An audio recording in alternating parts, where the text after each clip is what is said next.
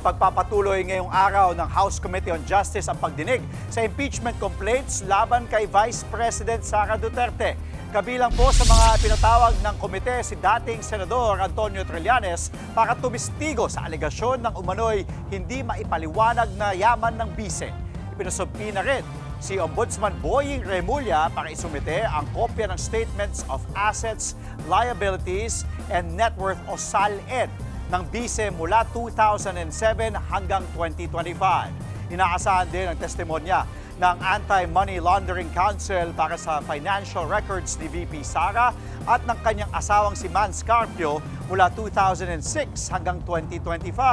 Pinatawag din ang mga kinatawan ng Bureau of Internal Revenue BIR at Securities and Exchange Commission o SEC para tumistigo.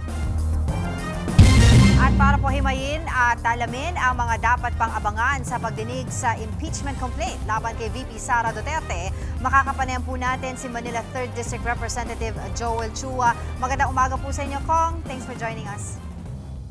Hi Angela, magandang umaga at sa lahat ng inyong taga-subaybay. Kong, sinabi po ninyong kumpiyansa, kayong tatayo po ang impeachment complaint. Malinaw na po ba na sapat ang mga ebidensya para po ma-establish itong probable cause laban kay VP Sara Duterte?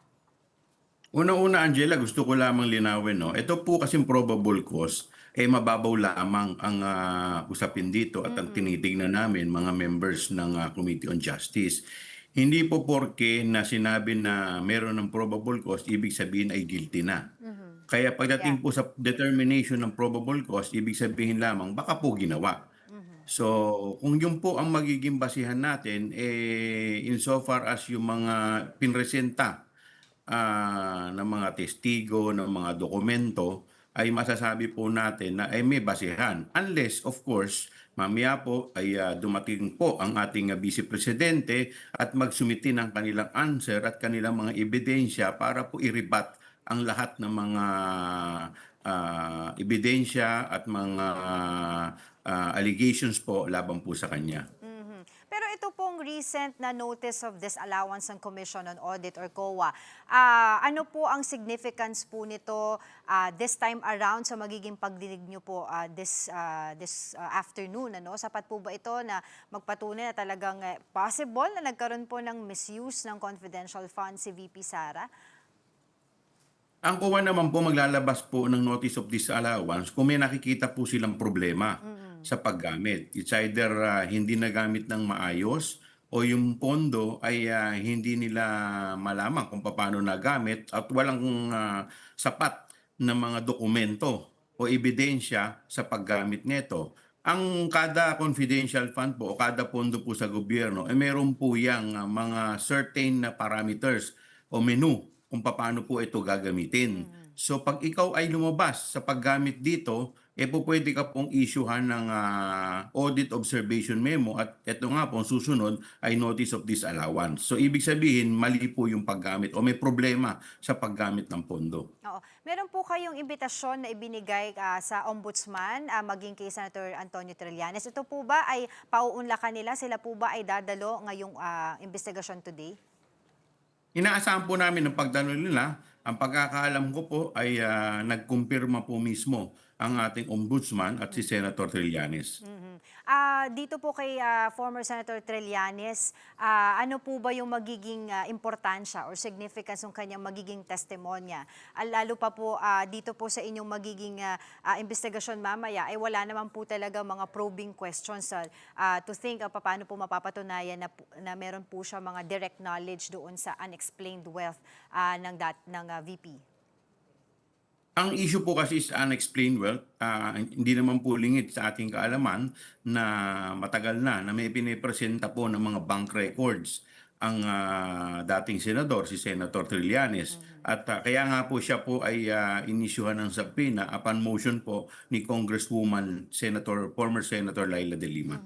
Kung ilalatag po yung ebidensya na yun, ni si Trillanes, may kumpirmasyon po mula sa AMLAC tungkol po sa mga, of course, yung mga kahina-hinalang transaksyon, ano po ang magiging threshold para masabing sapat na po yung basehan na betrayal of public trust? Well, pwede po ito maging ebidensya insofar as the allegation or dito nga po sa grounds ng ill-gotten wealth.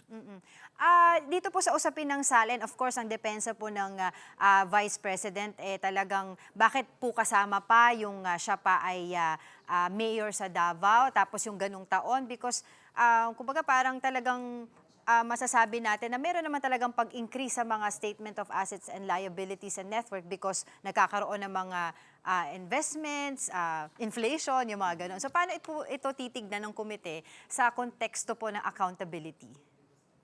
Siguro titignan po natin mamaya, ibabangga po natin yan dun sa mga BIR, doon po sa mga ilalahad po ni Senator Trillanes at saka ng AMLAC na bank record. Titignan din natin kung ito po'y magtutugma-tugma.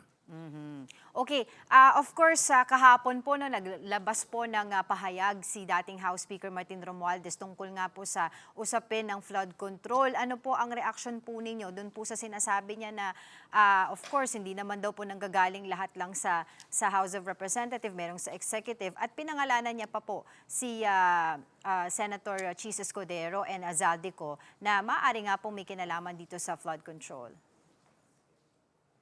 Well, kasi po, alam po ninyo, nung 19 Congress, hindi po kasi ako miyembro ng Committee on Appropriation. So, ako po ay, at that time, ay nasa, masasabi po natin, bagong salta lamang ako, kaya medyo hindi ko pa po kabisado ang budget noon. But from the statement of former Speaker Martin Romualdez, sinalaysay lamang po niya at pinaliwanag niya yung budget process. At makikita nga po dito sa budget process na hindi po pwede na isang tao lamang ang po pwede ninyong sabihin na po pwedeng managot. At ito po yung mga tao na pinaliwanag niya na may kinalaman doon po sa budget process. Oo. Ano po masasabi niyo po doon sa kanyang isa sa mga sinabi kahapon na yung willingness po niya na i-open lahat ng document na sinasabi niya na maaari magpapatunay na siya ay inosente no dito sa usapin na ito. Even sabi niya yung mga verification process sa mga naging proyekto niya sa kanyang distrito ay kumbaga open naman siya mabuksan yun, no? Open siya mapag-usapan para mapatunayan nga po na siya ay inosente. Ang alam ko po, ang dati pong Speaker, Martin Romualdez, ay matagal na nakikipag-ugnayan. In fact, lahat naman po ng patawag ng ICI, patawag ng kahit na ano po na investigasyon, siya po ay dumadalo at nakikipag-cooperate. Kaya hindi naman po ako magtataka na willing naman po siya na ipakita po lahat para siguro rin mabigyan ng guidance ang lahat dahil ito po kasi yung budget process po ay masyadong malawak. Kaya mas maganda na maipaliwanag din po niya nang sa ganun ay hindi po tayo mabulagan sa kung ano po talaga nangyari. Lastly na po, very quick na lang, Kong, ano pong reaction po ninyo doon sa hindi po pagpayag o pagpapahabol ng ombudsman na hindi po makaalis itong si Congressman Martin Romualdez? Hindi po kasi ako sigurado kasi hindi ko pa po alam kung may kaso na naisampa kay former speaker. Hindi po ako aware. Hindi ko rin po alam kung ano po yung basis nung hindi nila pagpayag. Considering na pagkakaalam ko ay nagbigay naman ng pahintulot ang House. So wala po akong personal knowledge kung ano po yung status kasi ni former speaker from Martin Romualdez. Alright, maraming salamat po sa inyong oras, Manila 3rd District Representative Joel Chua. Mga kapatid, Andre Felix po, manatiling may alam pagdating sa mga mahalagang balita sa loob at labas ng bansa. Mag-follow at mag-subscribe na po sa social media pages ng News 5.